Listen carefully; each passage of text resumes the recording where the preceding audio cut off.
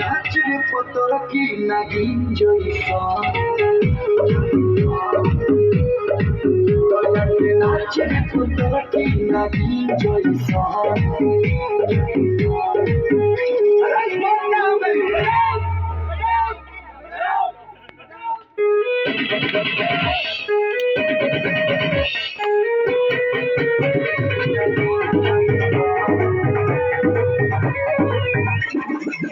सजला जब हम ऊपर नीचे सारा जमाना चले पीछे पीछे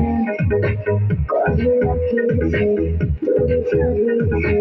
लगे लगा है बाहर पीछे पीछे अरे बोलो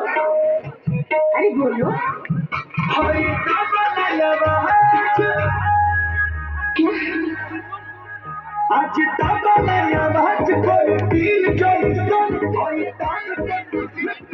दिल जैसन हायक नाचने पतर की मगिन जैसन हायक नाचने पतर की मगिन जैसन